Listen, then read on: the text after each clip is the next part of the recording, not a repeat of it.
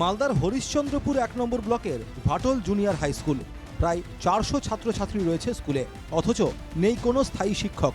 শিক্ষকের অভাবে লাঠে উঠেছে পড়াশোনা। স্বাভাবিক কারণেই কমছে ছাত্রছাত্রী। প্রশ্নের মুখে গ্রামের শিক্ষা ব্যবস্থা। প্রতিবাদে সরব হয়েছেন অভিভাবক থেকে স্থানীয় বাসিন্দারা। স্কুলটার অবস্থা খুব খারাপ আছে, গরু ছাগল সব বানছে, ধান ধুরা সব উড়াচ্ছে।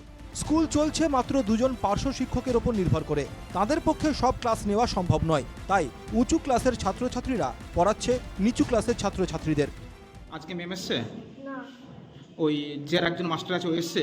না তো ম্যামকে বলছো না যে ম্যাম আপনি কেন আসছেন না, ক্লাস আমাদের ফাঁকে চলে যাচ্ছে?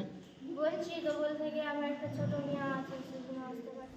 এলাকার মানুষজন স্কুলে গরু বাঁধছেন, রাখছেন ছাগল, স্কুল নোংরা করছে পশুরা। স্কুলে কোনো ঝাড়ুদার না থাকায় স্কুল পরিষ্কার করছে ছাত্রছাত্রীরাই। একার পক্ষে সব ক্লাস নেওয়া সম্ভব নয়। কোনো রকমে তিনি স্কুলটি চালাচ্ছেন বলে জানালেন এক পার্শ্ব শিক্ষক।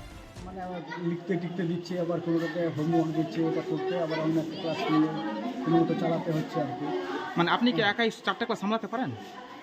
সামলানো কঠিন হচ্ছে, কিন্তু তাও মানে চালাতে হচ্ছে আর কি। ব্যাপারটা হলো যে সরকারের কাছে অনেকবার প্রেয়ারও করা হয়েছে, কিন্তু টিচার তো দিনে সরকার দিচ্ছে না। ভাটল জুনিয়র হাই স্কুলের ঘটনা নিয়ে শুরু হয়েছে রাজনৈতিক তরজা। বিজেপির কটাক্ষ, তৃণমূল সরকার রাজ্যের শিক্ষা ব্যবস্থা ধ্বংস করছে।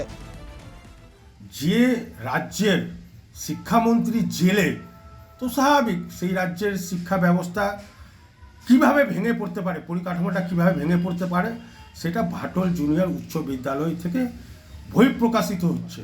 এই রাজ্যের মধ্যে যা অরাজকতা সৃষ্টি হয়েছে, সেটা শুধু শিক্ষা ব্যবস্থাকে নিয়ে নয়, যে কোনো ক্ষেত্রে অরাজকতা দেখা দিচ্ছে। যারা যে শিক্ষকগুলো নাকি স্কুলে আসছে না, বাচ্চারা শিক্ষা ব্যবস্থাটা খারাপ হচ্ছে, বাচ্চারা নাকি ক্লাস নিচ্ছে, যদি এটা হয়ে থাকে আমি জেলা শিক্ষা দপ্তরকে বলবো যে দ্রুতভাবে ইনকোয়ারি করে জিনিসটার সমাধান করুক।